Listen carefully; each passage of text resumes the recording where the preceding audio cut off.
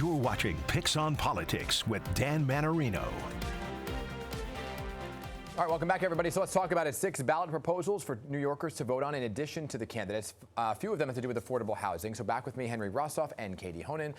Quick explainer, Henry, on what exactly the 3 that relate to housing are. Yeah, so one essentially expedites building by cutting out some control of the council. Another one expedites modest buildings below 45 feet. A third creates kind of this appeals board for the remaining power that the council has left, allows the mayor, the speaker of the city council, and the pertinent borough president to sort of override some of the council's authority. So it really goes after council authority in the interest of moving projects forward much more quickly. We've gone back and forth on this, and we've asked Norman Mamdani how he's going to vote. That became a big moment because he said he wasn't sure yet. A lot of the candidates are saying yes or no.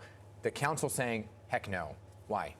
It takes away their power, like Henry said. It takes away some of their authority in deciding the land use decisions in their district.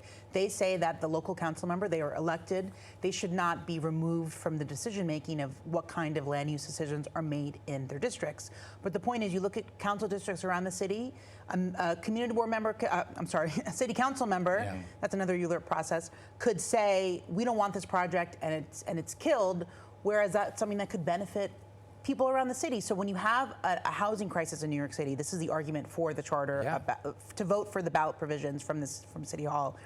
The housing crisis is so serious that you can't have the same level of hoops that need to be jumped through. Are people paying attention to this? Because I feel like a lot of these proposals, people turn them over and just vote yes.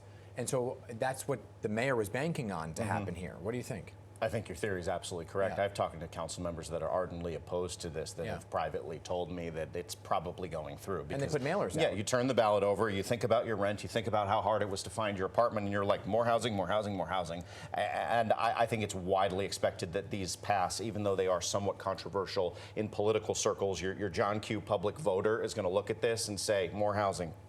Done.